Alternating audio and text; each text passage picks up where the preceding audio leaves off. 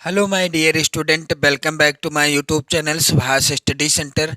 जितने भी मेरे प्यारे बच्चे कक्षा 10 के विद्यार्थी हैं और 22 फरवरी को हिंदी विषय का पेपर देने वाले हैं, आज के इस वीडियो में मैं आपके लिए लेकर के आ चुका हूं हिंदी विषय का ऐसा मॉडल पेपर जहां से प्रश्न आपकी बोर्ड परीक्षा में 100% बनेंगी। तो जितने भी मेरे प्यारे बच्चे कक्षा 10 में हैं जिनका पेपर 22 फरवरी 2024 को है हिंदी विषय का, आप सभी लोग इस वीडियो को कंप्लीट देखिएगा, क्योंकि इस वीडियो में मैं आपको यहाँ पर जो इस मॉडल पेपर के अंतर्गत जितने भी बहुविकल्पी प्रश्न हैं इनको तो मैं सॉल्व ही करवाऊंगा, साथ ही साथ जो वर्णनात्मक प्रश्न हैं जिनका उत्तर आपको बोर्ड परीक्षा की कॉपी पर लिखना होता है, कैसे लिखना है, सारी चीज़ें मैं आपके लिए लेकर के आ चुका हूं। तो वीडियो काफ़ी ज़्यादा इम्पोर्टेंट है, कैसे क्या लिखना है, किस तरह से लिखना है, कौन कौन सी बातें ध्यान में रखनी है, इसी पूरे वीडियो में मैं आपको बताऊंगा। तो जितने भी मेरे प्यारे बच्चे 2024 बोर्ड एग्जाम देने वाले हैं, आप सभी लोग इस वीडियो को पूरा देखिएगा और 100% की गारंटी है कि यहाँ से प्रश्न आपकी बोर्ड परीक्षा यानी 22 फरवरी को हिंदी के पेपर में जरूर पूछे जाएंगे। तो जैसा कि मेरे प्यारे बच्चों यहाँ पर आप सभी जानते हैं, इस पेपर का कोड है 801 DC और समय आपको पेपर में कितना मिलेगा, 3 घंटे 15 मिनट का समय मिलेगा। आपको लिखने के लिए समय मिलेगा 3 घंटे का, यानी OMR भी भरना है आपको और लिखना भी है। 15 मिनट आपको पहले पेपर मिल जाएगा। पेपर का पूर्णांक रहेगा 70 अंकों का। यहाँ पर नोट में लिखा भी है, प्रारंभ के 15 मिनट परीक्षार्थियों को प्रश्न पत्र पढ़ने के लिए निर्धारित हैं। दूसरा है निर्देश, प्रश्न पत्र 2 खंड, खंड आ एवं खंड बा में विभाजित है। खंड आ में 20 अंक के बहुविकल्पी प्रश्न दिए गए हैं और जिनका उत्तर आपको OMR सीट में फिल करना होगा। मेरे प्यारे बच्चों, खंड बा में 50 अंक के वर्णनात्मक प्रश्न दिए गए हैं और प्रत्येक प्रश्न के सम्मुख अंक भी अंकित हैं कि कौन सा प्रश्न कितने अंक का है। मेरे प्यारे बच्चों, यहाँ पर जो खंड आ के अंतर्गत बहुविकल्पी प्रश्न हैं, ये प्रश्न आपको तैयार कर लेना है क्योंकि ये सभी प्रश्न महत्वपूर्ण हैं। चलिए, पहला प्रश्न है यहाँ पर, निम्नलिखित कथनों में से कोई एक कथन सही है, उसे पहचान कर लिखिए। तो लिखना तो है नहीं, आपको OMR सीट में आंसर फिल करना है। मेरे प्यारे बच्चों, यहाँ पर 4 विकल्प दिए गए हैं। पहला है विकल्प अजंता, डॉक्टर भगवत शरण उपाध्याय का नाटक है। दूसरा विकल्प है शिक्षा और संस्कृति, डॉक्टर राजेंद्र प्रसाद की रचना है। तीसरा विकल्प है त्रिवेणी रामचंद्र शुक्ल की कहानी है। चौथा विकल्प है इंद्रजाल जयशंकर प्रसाद का प्रसिद्ध उपन्यास है। मेरे प्यारे बच्चों, यहाँ पर सही कथन कौन सा है? शिक्षा और संस्कृति डॉक्टर राजेंद्र प्रसाद जी की रचना है, ये वाला कथन सही है। बाकी ये तीनों कथन क्या हैं? गलत हैं, यानी असत्य हैं। मेरे प्यारे बच्चों, अगला प्रश्न है, बर्फ की गुड़िया के रचनाकार कौन हैं? तो बर्फ की गुड़िया के रचनाकार हैं जयप्रकाश भारती जी। प्रश्न संख्या 3 है, कलकत्ता से पीकिंग किस विधा की रचना है? तो कलकत्ता से पीकिंग यात्रा वृतांत विधा पर आधारित रचना है और यह रचना है मेरे प्यारे बच्चों किसकी? डॉक्टर भगवत शरण उपाध्याय जी की। डॉक्टर भगवत शरण उपाध्याय जी हैं इस रचना के लेखक, कलकत्ता से पीकिंग, और यह यात्रा वृतांत विधा पर आधारित रचना है। प्रश्न संख्या 4 है मेरे प्यारे बच्चों, खादी का अर्थशास्त्र के रचनाकार कौन हैं? तो खादी का अर्थशास्त्र डॉक्टर राजेंद्र प्रसाद जी की रचना है। और प्रश्न संख्या 5 है मेरे प्यारे बच्चों, घुमक्कड़ शास्त्र के लेखक कौन हैं? घुमक्कड़ शास्त्र के लेखक राहुल सांकृत्यायन जी हैं। आपसे रिक्वेस्ट है कि आपको वीडियो को ज़्यादा से ज़्यादा शेयर कर देना है, वीडियो को लाइक कर देना है और अपने प्यारे भरे कमेंट भी करते रहना है। प्रश्न संख्या 6 है मेरे प्यारे बच्चों, कामायनी महाकाव्य के रचयिता कौन हैं? तो आप सभी जानते हैं कामायनी महाकाव्य जयशंकर प्रसाद जी के द्वारा रचित है? प्रश्न संख्या 7 है यहाँ पर, अनामिका के रचयिता कौन हैं? तो अनामिका के रचनाकार हैं, यहाँ पर उत्तर हो जाएगा सूर्यकांत त्रिपाठी निराला जी। मेरे प्यारे बच्चों, यदि आप इन सभी प्रश्नों को तैयार कर लेते हो और जो मैं आपको बताने वाला हूँ, जैसी विधि आपको बताने वाला हूँ, बोर्ड परीक्षा में कॉपी लिखने का जो तरीका आपको बताने वाला हूँ, यदि आप इसी तरीके से लिखेंगे तो आपके 70 में 70 बिल्कुल पक्के हो जाने हैं। तो मेरे प्यारे बच्चों, वीडियो को लास्ट तक देखिएगा। अगला प्रश्न है यहाँ पर प्रश्न संख्या 8, निम्नलिखित में से प्रयोगवादी कवि कौन है? तो यहाँ पर सच्चिदानंद हीरानंद वात्स्यायन अज्ञे जी प्रयोगवादी कवि हैं। प्रश्न संख्या 9 है, प्रजा हितैषी समाचार पत्र निकालने वाले हिंदी सेवी कौन थे? इसका उत्तर होगा राजा लक्ष्मण सिंह जी ने प्रजा हितैषी नामक समाचार पत्र का प्रकाशन किया था, यानी निकाला था। अगला प्रश्न संख्या 10 है यहाँ पर, तार सप्तक के संपादक थे कौन थे? यहाँ पर तो तार सप्तक के संपादक सच्चिदानंद हीरानंद वात्स्यायन अज्ञे जी थे। और मेरे प्यारे बच्चों, यहाँ पर जो प्रश्न संख्या 11 है, वेरी वेरी इंपॉर्टेंट है। उससे पहले मैं आपको बता देना चाहता हूँ कि तार सप्तक के संपादक सच्चिदानंद हीरानंद वात्स्यायन अज्ञे जी थे। एक प्रश्न और आता है कि तार सप्तक का संपादन कब हुआ? तो इसका उत्तर हो जाएगा 1943 में, यानी सच्चिदानंद हीरानंद वात्स्यायन अज्ञे जी ने तार सप्तक का संपादन कब किया? 1943 ईस्वी में। अगला प्रश्न है मेरे प्यारे बच्चों, हे खग मृग हे मधुकर श्रेणी तुम देखी सीता मृग नयनी में कौन सा रस है? तो मेरे प्यारे बच्चों, यहाँ पर आप लोग ध्यान दीजिएगा, हे खग मृग हे मधुकर श्रेणी तुम देखी सीता मृग नयनी, इस उदाहरण में कौन सा रस है? करुण रस है। अगला प्रश्न संख्या 12 है, जहां किसी एक वस्तु की किसी दूसरी प्रसिद्ध वस्तु से गुण धर्म और रूप के कारण समानता या तुलना की जाती है, वहां कौन सा अलंकार होता है? तो मेरे प्यारे बच्चों, इसका उत्तर हो जाएगा, वहां पर होता है उपमा अलंकार। उपमा का अर्थ ही होता है तुलना या समानता करना। मेरे प्यारे बच्चों, प्रश्न संख्या यहाँ पर 13 है, रोला में कितने चरण होते हैं? तो आप सभी जानते हो, रोला छंद के अंतर्गत 4 चरण होते हैं। अगला प्रश्न संख्या 14 है, यहाँ पर अपमान में कौन सा उपसर्ग लगा है? तो अपमान में कौन सा उपसर्ग लगा है? अप उपसर्ग लगा है, यानी मान के पहले अप उपसर्ग लगा है, इसलिए अपमान जो है नया शब्द बन गया है। प्रश्न संख्या 15 है, यहाँ पर चर और अचर में समास कौन सा है? तो जहां पर मैं आपको बता देना चाहता हूं, जहां पर पहला पद और दूसरा पद, यानी पहले पद की भी प्रधानता हो और दूसरे पद की भी क्या हो? प्रधानता हो, यानी दोनों पद प्रधान हो, वहां पर होता है द्वंद्व समास। कौन सा? द्वंद्व समास। और जहां पर पहला पद संख्यावाची होता है, बाकी का पद यानी दूसरा पद किसी समूह या समाहार का बोध कराता है, वहां होता है द्विगु समास। तो इस प्रश्न का उत्तर क्या होगा? चर और अचर में समास कौन सा है? द्वंद्व समास है।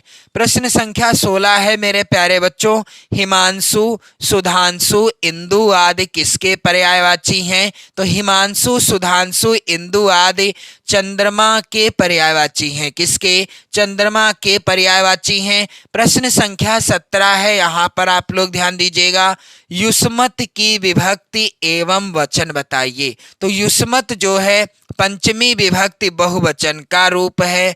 प्रश्न संख्या 18 है मेरे प्यारे बच्चों, यहाँ पर निम्नलिखित में से कौन सा वाक्य का तत्व नहीं है? तो यहाँ पर उत्तर क्या होगा? विधेय। जिज्ञासा, सार्थकता और सानिध्यता ये सभी वाक्य के तत्व हैं, लेकिन जो विधेय है यह वाक्य का तत्व नहीं है। अगला प्रश्न संख्या 19 है मेरे प्यारे बच्चों। जब वाक्य की क्रिया के लिंग वचन और पुरुष कर्ता के लिंग वचन और पुरुष के अनुसार हो तो उसे क्या कहते हैं? उसे कहते हैं मेरे प्यारे बच्चों भावे प्रयोग। प्रश्न संख्या 20 है, निम्नलिखित में से कौन सा पद विकारी है? तो सर्वनाम, विशेषण या संज्ञा। उत्तर हो जाएगा उपर्युक्त सभी पद क्या हैं? विकारी पद हैं।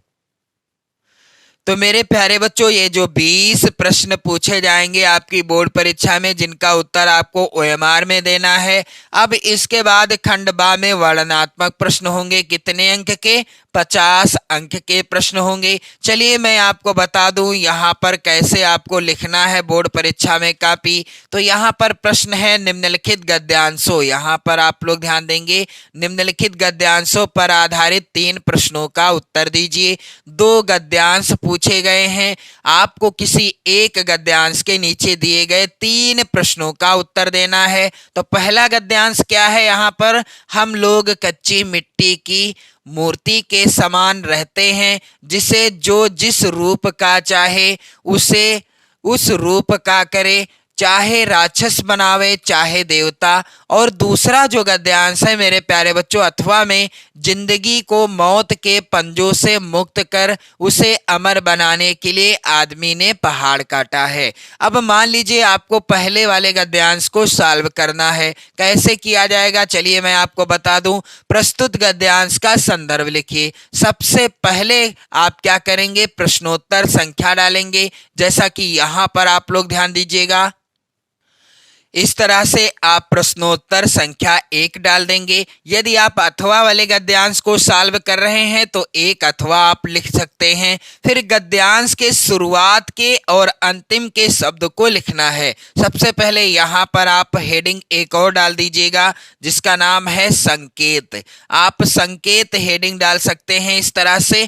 फिर इसके बाद गद्यांश का शुरुआत का शब्द क्या है, या शुरुआत के शब्द हैं हम लोग कच्ची मिट्टी, और अंतिम का शब्द क्या है? यहाँ पर सहारा रहता है। तो मैंने यहाँ पर लिख दिया हम लोग कच्ची मिट्टी, फिर इसके बाद इस तरह से कर दिया और लास्ट के शब्द को लिख दिया। इसके बाद हमने क्या लिखा? संदर्भ। इसके बाद क्या हेडिंग डाली? संदर्भ। अब संदर्भ लिखना कैसे है, क्या सावधानियां हैं? और मेरे प्यारे बच्चों, यदि आप वीडियो कंप्लीट देखते हैं तो मैं आपको पूरी तरह से अच्छे से समझा दूंगा कि आप बोर्ड परीक्षा में कॉपी कैसे लिखो, किन बातों का ध्यान रखो, ताकि आपके 70 में 70 अंक बिल्कुल पक्के हो जाएं। तो चलिए मेरे प्यारे बच्चों, संदर्भ आप हेडिंग काले पेन से डालिएगा। इसके बाद प्रस्तुत गद्यांश हमारी पाठ्य पुस्तक हिंदी आप काले पेन से लिखना, सिंगल इन्वर्टेड कामा लगा देना। के गद्य खंड भी आप काले पेन से लिखेंगे। में संकलित पाठ का नाम क्या है? पहला जो गद्यांश है यहाँ पर यह लिया गया है मित्रता शीर्षक पाठ से, और पाठ का नाम भी आप काले पेन से सिंगल इन्वर्टेड कामा में लिखिएगा। और जिसके लेखक कौन है, तो यहाँ पर एक थोड़ा सा मिस्टेक हो गया है मुझसे। यहाँ पर लेखक हैं आचार्य रामचंद्र शुक्ल जी, और लेखक का नाम भी आपको किस पेन से लिखना है? लेखक का नाम भी आपको सिंगल इन्वर्टेड कामा के अंतर्गत काले पेन से ही लिखना है, इस तरह से। तो संदर्भ लिखने का बिल्कुल आसान तरीका है। आपके ये संदर्भ आधारित नंबर पूरे पूरे मिलेंगे। बस आप ध्यान रखें क्या काले पेन से लिखना है और क्या नीले पेन से लिखना है। अब आती है बारी दूसरे प्रश्न की ओर बढ़ने की। तो दूसरा प्रश्न है रेखांकित अंश की व्याख्या करनी है। बहुत से बच्चे क्या कर देते हैं, पूरे गद्यांश का हो या पद्यांश का, जो रेखांकित नहीं होता उसकी भी व्याख्या लिख देते हैं। तो इससे आप सावधान रहें। व्याख्या आपको वही लिखनी है, उसी की करनी है जो रेखांकित होगा, यानी जिसके नीचे ये रेखा खींची गई होगी। तो यहाँ पर आप देख पा रहे होंगे गद्यांश के अंतर्गत हम लोग कच्ची मिट्टी की मूर्ति के समान रहते हैं, जिसे जो जिस रूप का चाहे उसे रूप का करे, और चाहे वह राक्षस बनावे चाहे देवता। ऐसे लोगों का साथ करना हमारे लिए बुरा है जो हमसे अधिक दृढ़ संकल्प के हैं, क्योंकि हमें उनकी हर एक बात बिना विरोध के मान लेनी पड़ती है। अब इसके बाद आप हेडिंग डाल दीजिएगा रेखांकित अंश की व्याख्या काले पेन से अच्छे से, और बा वाले प्रश्न का उत्तर आप कर रहे हैं। अब रेखांकित अंश की व्याख्या क्या होगी इस गद्यांश के अंतर्गत? जो रेखांकित अंश है इसकी व्याख्या बिल्कुल आसान है। आचार्य रामचंद्र शुक्ल जी कहते हैं कि हम लोग कच्ची मिट्टी की मूर्ति की भांति हैं, और जिसे चाहे जो स्वरूप दे दिया जाए, चाहे राक्षस बना दिया जाए चाहे देवता, क्योंकि बाल्यावस्था में हमारा चित्त यानी हृदय अत्यंत कोमल और हर तरह का संस्कार ग्रहण करने में सक्षम रहता है। हमारे भाव अपरिमार्जित रहते हैं और हमारी प्रवृत्ति भी अपरिपक्व रहती है। ऐसे समय में हमें ऐसे लोगों से मित्रता नहीं करनी चाहिए जो हमसे अधिक दृढ़ संकल्प के हैं, क्योंकि हम उनकी एक बात का विरोध नहीं कर पाते और सहर्ष स्वीकार कर लेते हैं, चाहे वो बात सही हो या गलत हो। गद्यांश का दूसरा प्रश्न है मेरे प्यारे बच्चों, यानी तीसरा, किन लोगों की संगत करना हमारे लिए बुरा है? तो यहाँ पर स्पष्ट रूप से गद्यांश में ही लिखा हुआ है, ऐसे लोगों का साथ करना हमारे लिए बुरा है जो हमसे अधिक दृढ़ संकल्प के हैं, क्योंकि हमें उनकी हर एक बात बिना विरोध के मान लेनी पड़ती है। तो कैसे लिखा जाएगा उत्तर? ऐसे लोगों की संगत करना हमारे लिए बुरा है जो हमसे अधिक दृढ़ संकल्प के हैं। तो गद्यांश आधारित तीनों प्रश्नों का उत्तर करके मैंने आपको बता दिया कैसे आपको गद्यांश को सॉल्व करना है, कैसे क्या करना है, सारी चीजें मैंने आपको बता दी। अब इसके बाद अथवा में भी आप देख पा रहे हैं गद्यांश है, जिंदगी को मौत के पंजों से मुक्त कर उसे अमर बनाने के लिए आदमी ने पहाड़ काटा है। तो चलिए मैं आपको बता दूं यह किस पाठ से लिया गया है। अजंता शीर्षक पाठ से लिया गया है, जिसके लेखक हैं डॉक्टर भगवत शरण उपाध्याय जी हैं इस पाठ के लेखक।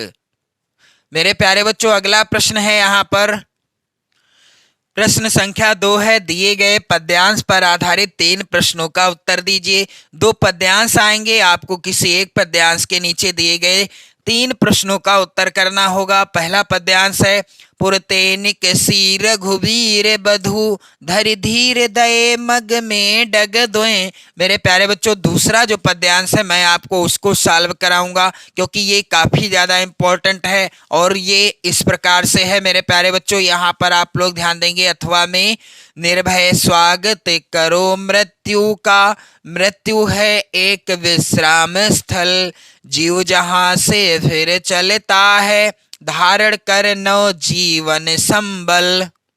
मृत्यु एक सरिता है जिसमें श्रम से कातर जीव नहा कर फिर नूतन धारण करता है, काया रूपी वस्त्र बहाकर। मेरे प्यारे बच्चों इस पद्यांश का पहला प्रश्न है, प्रस्तुत पद्यांश का संदर्भ लिखिए। कैसे लिखा जाएगा? सबसे पहले आप प्रश्नोत्तर संख्या यहाँ पर, जैसे मैंने दूसरे को सॉल्व किया है यहाँ पर, तो मैंने डाल दिया है प्रश्नोत्तर संख्या 2 अथवा।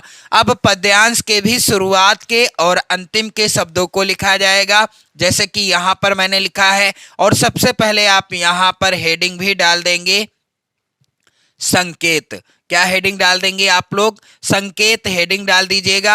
और इसके बाद आप पद्यांश के शुरुआत के शब्द क्या हैं यहाँ पर? निर्भय स्वागत करो। और अंतिम के शब्द क्या हैं? वस्त्र बहाकर। फिर इसके बाद संदर्भ हेडिंग डाल दी जाएगी। और संदर्भ क्या होगा? प्रस्तुत पद्यांश हमारी पाठ्य पुस्तक हिंदी आप काले पेन से लिखिएगा, के काव्यखंड भी आप काले पेन से लिखिएगा, में संकलित स्वदेश प्रेम पाठ का नाम यानी शीर्षक का नाम आपको काले पेन से ही लिखना है। शीर्षक कविता से उद्धृत है, जिसके रचयिता कौन हैं? राम नरेश त्रिपाठी जी हैं। तो आपको रचयिता का नाम भी काले पेन से ही लिखना है। अब इसके बाद अगला प्रश्न है इस पद्यांश का, रेखांकित अंश की व्याख्या कीजिए। तो इस पद्यांश के अंतर्गत कौन सा रेखांकित अंश है? यहाँ आप देख पा रहे होंगे मृत्यु एक सरिता है जिसमें श्रम से कातर जीव नहाकर फिर नूतन धारण करता है काया रूपी वस्त्र बहाकर। मेरे प्यारे बच्चों, इसी की व्याख्या करनी है। जो भी रेखांकित अंश होगा सिर्फ उसी की व्याख्या करनी है। तो रेखांकित अंश की व्याख्या इस तरह से हेडिंग डाल देना है और बा वाले प्रश्न का आप उत्तर कर रहे हैं यहाँ पर, और इसके बाद यहाँ पर उत्तर क्या होगा, यानी रेखांकित अंश की व्याख्या क्या होगी। कवि राम नरेश त्रिपाठी जी कहते हैं कि मृत्यु तो एक ऐसी नदी है जिसमें स्नान करके मानव अपने जीवन भर के परिश्रम और थकान को त्याग देता है तथा उत्साह और उल्लास का अनुभव करता है। वह अपने पुराने वस्त्र रूपी शरीर को त्याग कर नवीन वस्त्र के समान नवीन शरीर को धारण कर लेता है। इसीलिए हमें निर्भीकता और उल्लास के साथ मृत्यु का स्वागत करना चाहिए। फिर अगला प्रश्न है इस पद्यांश का, मृत्यु को किस प्रकार की नदी बताया गया है। तो मृत्यु को किस प्रकार की नदी बताया गया है, मृत्यु को एक ऐसी नदी बताया गया है जिसमें स्नान करके मानव अपने जीवन भर के परिश्रम और थकान को त्याग देता है तथा उत्साह और उल्लास का अनुभव करता है। तो मेरे प्यारे बच्चों, जब आपको व्याख्या पता होगी तो आप इस तरह के प्रश्न का भी उत्तर कर लोगे। अगला प्रश्न है, दिए गए संस्कृत गद्यांश में से किसी एक का संदर्भ सहित हिंदी में अनुवाद कीजिए। 5 नंबर का प्रश्न आएगा। किसी एक का आपको संस्कृत में क्या करना है, किसी एक गद्यांश का आपको संदर्भ और हिंदी में अनुवाद करना है। तो यहाँ पर मैं आपको बताऊंगा, पहला जो यहाँ पर गद्यांश है वेरी इंपॉर्टेंट, इसका संदर्भ और इसका सरल हिंदी अनुवाद। सबसे पहले प्रश्नोत्तर संख्या 3, यहाँ पर आप लोग ध्यान देंगे इस तरह से, प्रश्नोत्तर संख्या 3 मैंने लिख दिया। अथवा का कर रहे हैं आप तो अथवा आप डाल सकते हो।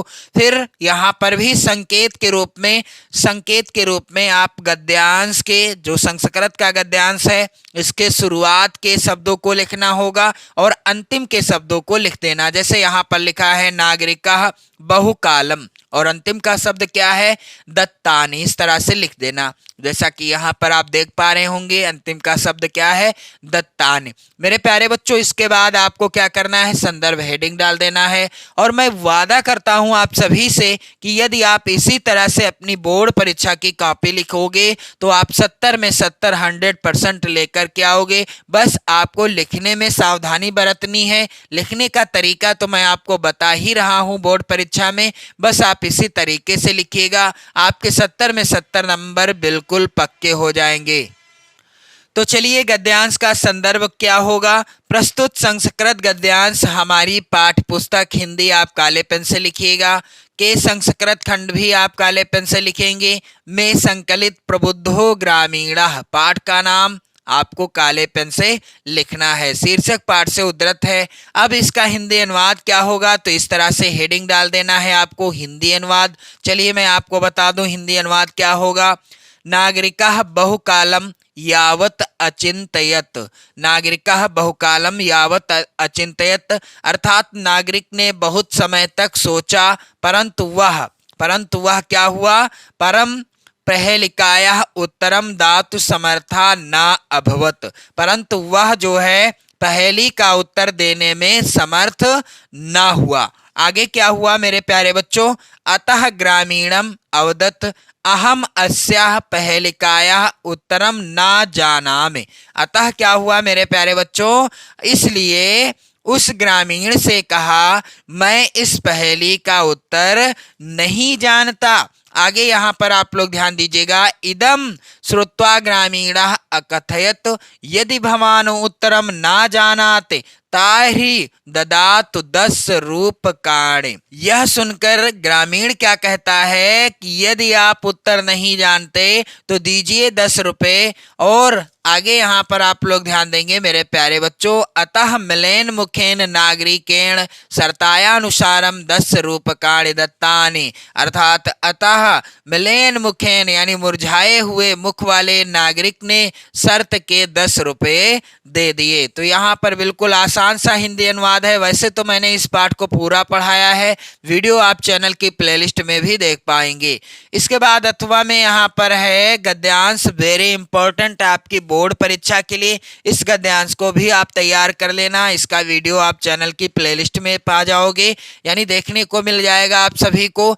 इयम नगरी विविध धर्माणाम संगम स्थली किस पाठ से है? आपका संस्कृत खंड का जो पहला ही पाठ है जिसका नाम है वाराणसी, जहां से हर साल बोर्ड परीक्षा में कोई न कोई गद्यांश पूछा ही जाता है।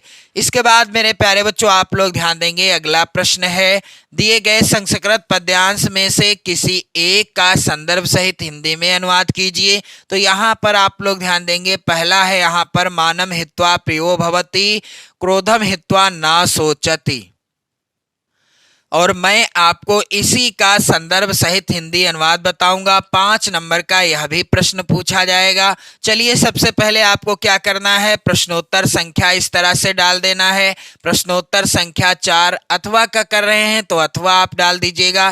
फिर आपको संकेत यहाँ पर हेडिंग जरूर डाल देना है।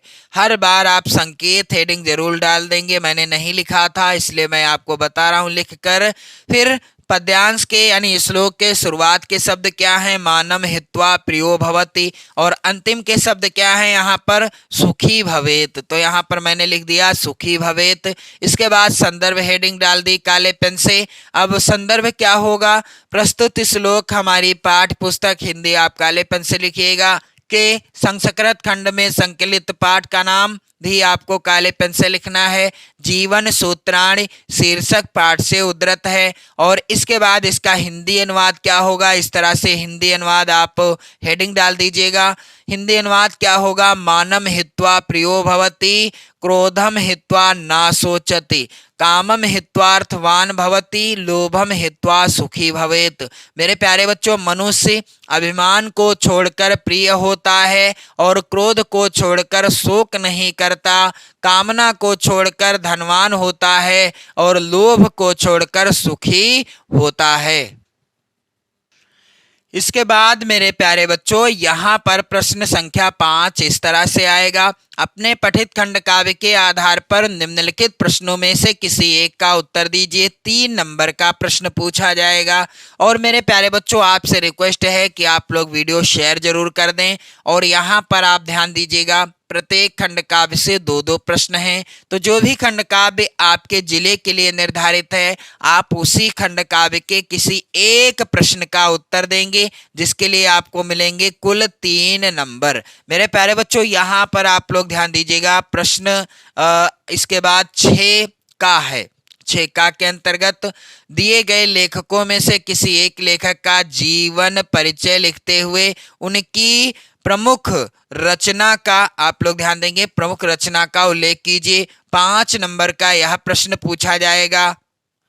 और यहाँ पर आप देख पा रहे होंगे आचार्य रामचंद्र शुक्ल भगवत सरल उपाध्याय। मैं आपको भगवत सरल उपाध्याय जी का ही जीवन परिचय बताऊंगा, क्योंकि आचार्य रामचंद्र शुक्ल जी का और डॉक्टर राजेंद्र प्रसाद जी का जीवन परिचय मैंने पढ़ा दिया है। भगवत सरल उपाध्याय जी का आपको बताने वाला हूं। तो सबसे पहले आपको क्या करना है, प्रश्नोत्तर संख्या 6 का के अंतर्गत है और किस नंबर पर है? दूसरे नंबर पर है। फिर नाम लिख दिया लेखक का, भगवत सरल उपाध्याय जी, और इसके बाद जीवन परिचय हेडिंग। सबसे पहली बात, ये मुख्य बिंदु आप जरूर लिखें। जीवन परिचय जब भी लिखें आप ये मुख्य बिंदु जरूर लिखिएगा। जैसे जन्म कब हुआ भगवत सरल उपाध्याय जी का? सन 1910 में। जन्म स्थान क्या था? उजियारी, जो कि बलिया में है। शिक्षा इन्होंने MA तक प्राप्त की। मृत्यु इनकी 12 अगस्त 1982 में हो गई। और इनकी प्रमुख रचनाएं खून के छींटे, कलकत्ता से पीकिंग आदि। मेरे प्यारे बच्चों, अब इनका जीवन परिचय क्या होगा? बिल्कुल आसान शब्दों में, और सेम इसी तरह से लिख देना यदि आपकी बोर्ड परीक्षा में आता है तो। मेरे प्यारे बच्चों, जीवन परिचय हेडिंग डाल देना, डॉक्टर भगवत सरल उपाध्याय जी का जन्म बलिया जिले के उजियारी नामक ग्राम में यहाँ पर आप देख पा रहे होंगे जो मैंने काले पेन से लिखा है ये आप काले पेन से ही लिखिएगा। उजियारी नामक ग्राम में सन 1910 ईस्वी में हुआ था। कब हुआ था? सन 1910 ईस्वी में हुआ था। आपने प्राचीन इतिहास विषय में काशी विश्वविद्यालय से एमए किया। संग्रहालय में पुरातत्व विभाग में आपकी विशेष रुचि थी। आप प्रयाग और लखनऊ संग्रहालय में पुरातत्व विभाग के अध्यक्ष के पद पर बहुत दिनों तक काम कर चुके हैं। कुछ दिनों तक बिड़ला महाविद्यालय में प्राध्यापक का काम भी किया। कुछ दिनों तक विक्रम महाविद्यालय में प्राचीन इतिहास विभाग में प्रोफेसर और अध्यक्ष पद पर कार्य करते रहे। आपने 100 से भी अधिक पुस्तकें लिखकर हिंदी साहित्य को समृद्धशाली बनाया। इनकी मृत्यु कब हो गई? 12 अगस्त 1982। अब यहाँ पर ध्यान देंगे आप लोग, 12 अगस्त 1982 काले पेन से लिखा जाएगा। तो जो मैंने काले पेन से लिखा है आप लोग ये सब चीजें काले पेन से लिखिएगा और इससे क्या होगा, आपके पूरे पूरे नंबर मिल सकते हैं बोर्ड परीक्षा में। मेरे प्यारे बच्चों, रचना कौन सी है इनकी? तो रचना है इनकी सागर की लहरों पर। इसके बाद मेरे प्यारे बच्चों आप लोग ध्यान देंगे, अगला प्रश्न 6 खा है। दिए गए कवियों में से किसी एक कवि का जीवन परिचय देते हुए उनकी एक प्रमुख रचना का उल्लेख कीजिए। तो यहाँ पर जो प्रश्न आया है यह भी 5 नंबर का है। मैं आपको बताऊंगा बिहारी लाल जी का जीवन परिचय आप कैसे लिखोगे बोर्ड परीक्षा में। सबसे पहले प्रश्नोत्तर संख्या 6 खा और तीसरे नंबर पर है यहाँ पर बिहारी लाल जी का जीवन परिचय। महत्वपूर्ण बिंदु आप जरूर लिख देना, जैसे जन्म कब हुआ? सन 1603 ईस्वी में। कब मेरे प्यारे बच्चों? 1603 ईस्वी में बिहारी लाल जी का जन्म हुआ। जन्म स्थान क्या था? बसुआ गोविंदपुर में हुआ।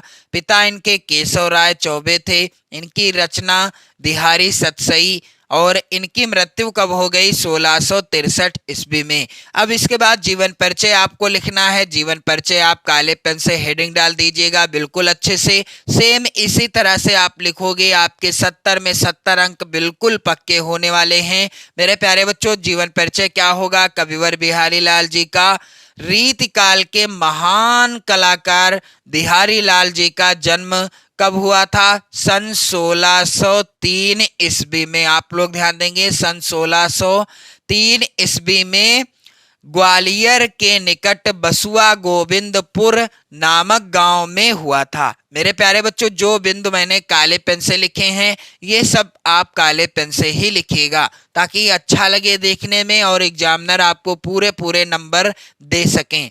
इनके पिता का नाम क्या था? इनके पिता का नाम केशव राय था। ये मथुरा के चौबे थे और इनके पिता का नाम केशव राय था। 8 वर्ष की आयु में इनके पिता इन्हें अपने साथ ओरछा बुंदेलखंड ले गए। इनके गुरु आचार्य केशव दास थे। बिहारी का बचपन ओरछा में बीता। युवावस्था में ये अपनी ससुराल मथुरा जाकर रहने लगे थे, किंतु ससुराल में उचित सम्मान न मिलने के कारण ये वहां से कन्नौज के राजा मिर्जा जय सिंह के दरबार में चले गए और वहां इन्हें पर्याप्त सम्मान मिला।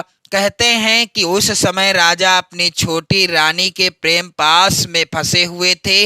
वह राजकाज की सब चिंता छोड़कर हर समय अपने महल में पड़े रहते थे। तब बिहारी ने राजा के पास एक दोहा लिखकर भेजा और दोहा क्या था मेरे प्यारे बच्चों? नहीं पराग नहीं मधुर मधु नहीं विकास यही काल, अली कली ही सौ विंध्यो आगे कौन हवाल। मेरे प्यारे बच्चों, इस एक ही दोहे ने राजा की आंखें खोल दी। वह ठीक से राज्य की देखभाल करने लगे। दरबारी जीवन में बिहारी को बहुत सम्मान मिला। कहा जाता है कि राजा जयसिंह बिहारी को प्रत्येक दोहे की रचना पर एक स्वर्ण मुद्रा अर्थात असरफी पुरस्कार देते थे। सन 1663 ईस्वी में इस महाकवि का परलोकवास हो गया। मेरे प्यारे बच्चों, इनकी प्रमुख रचना कौन सी है? बिहारी सतसई, जिसके अंतर्गत कुल 719 दोहे हैं। कितने दोहे हैं? 719 दोहे हैं। और मेरे प्यारे बच्चों, इन्होंने गागर में सागर भरने का प्रयास किया है। अगला प्रश्न यहाँ पर आप लोग ध्यान दीजिएगा मेरे प्यारे बच्चों। प्रश्न अगला है यहाँ पर प्रश्न संख्या 7। अपनी पाठ्य पुस्तक में से कंठस्थ कोई एक श्लोक लिखिए जो इस प्रश्न पत्र में ना आया हो। तो यहाँ पर आप लोग ध्यान देंगे, संस्कृत खंड में ये 2 श्लोक पूछे गए हैं, मानम हित्वा प्रियो भवति और दूसरा है उत्तरम यत समुद्रस्य। यानी ये श्लोक जो पेपर में आए हैं इनको नहीं लिखना है, कोई अन्य श्लोक आपको लिखना है, वो भी आपको याद होना चाहिए। तो मेरे प्यारे बच्चों, इसका उत्तर क्या होगा?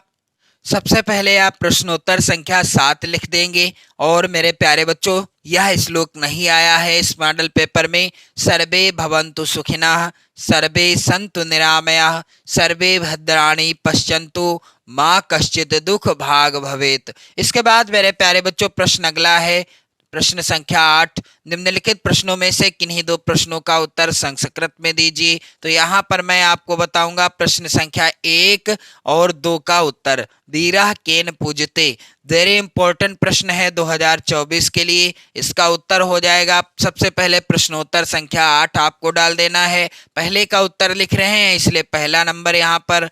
धीरः वीरेण पूजते, यानी वीर की पूजा वीर के द्वारा ही होती है, यानी वीर वीर के द्वारा पूजा जाता है। और दूसरा है चंद्रशेखरः कः आसीत्, यह भी लगातार बोर्ड परीक्षा में पूछे जाने वाला प्रश्न है। इसका उत्तर होगा चंद्रशेखरः एकः प्रसिद्धः क्रांतिकारी देशभक्ता च आसीत्। प्रश्न संख्या यहाँ पर 9 है मेरे प्यारे बच्चों। निम्नलिखित में से किसी एक विषय पर निबंध लिखिए। 7 नंबर का प्रश्न ये वाला पूछा जाएगा।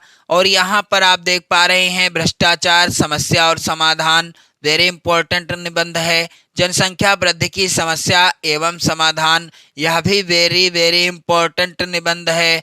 देशभक्ति और प्रदूषण की समस्या और समाधान। तो आपको कैसे लिखना है निबंध मेरे प्यारे बच्चों? सबसे पहले आप प्रश्नोत्तर संख्या, मैं आपको बताने वाला हूं भ्रष्टाचार समस्या और समाधान पर निबंध आपको कैसे लिखना है।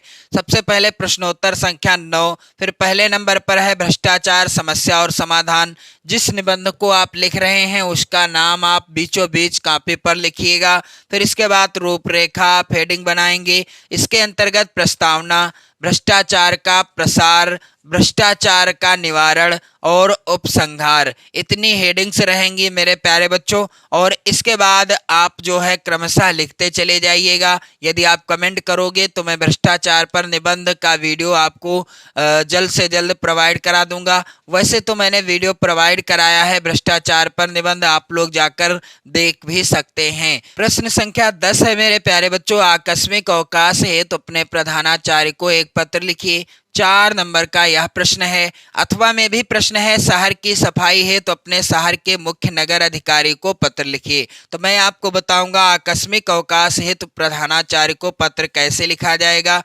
प्रश्नोत्तर संख्या आपको डाल देना है कुछ इस प्रकार से मेरे प्यारे बच्चों, यहाँ पर आप लोग ध्यान दीजिएगा। और इसके बाद आपको लिखना है प्रार्थना पत्र। कैसे लिखा जाएगा? सेवा में, आप इस साइड से लिखिएगा सेवा में, फिर यहाँ इसके नीचे श्रीमान प्रधानाचार्य जी और स्कूल का नाम, यानी जिस विद्यालय में आप पढ़ रहे हैं उसका नाम। यहाँ पर उदाहरण के लिए मैंने लिखा है आदर्श इंटर कॉलेज जौनपुर। और फिर है महोदय, सविनय निवेदन है कि आज कॉलेज आते समय मेडिकल चौराहे पर मेरी साइकिल स्कूटर से भिड़ गई, या इसका कोई और भी कारण हो सकता है।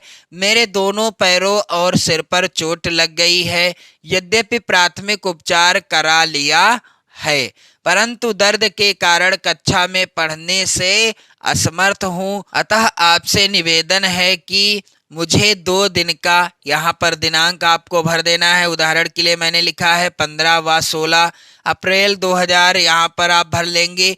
का आकस्मिक अवकाश प्रदान करने की कृपा करें। और यहाँ पर 15/4/2023 हो जाएगा। आपका आज्ञाकारी शिष्य का खा गा कक्षा 10 आ। मेरे प्यारे बच्चों, नाम आपको कहीं पर नहीं लिखना है, यहाँ पर भी आपको का खा गा इस तरह से लिख देना है। मेरे प्यारे बच्चों, आप लोगों को मैंने पूरा पेपर सॉल्व करके बता दिया है, कैसे आपको OMR वाले प्रश्नों को सॉल्व करना है, कैसे आपको वर्णनात्मक प्रश्नों को कॉपी पर लिखना है आंसर, ताकि आपके 70 में 70 अंक बिल्कुल पक्के हो जाएं। तो आप लोग वीडियो को शेयर कर दें ज़्यादा से ज़्यादा मित्रों में, और लाइक कर दें। इसी तरह की वीडियो रोजाना देखने के लिए आप चैनल को भी सब्सक्राइब कर लें। पढ़ते रहें, मस्त रहें, स्वस्थ रहें। जय हिंद।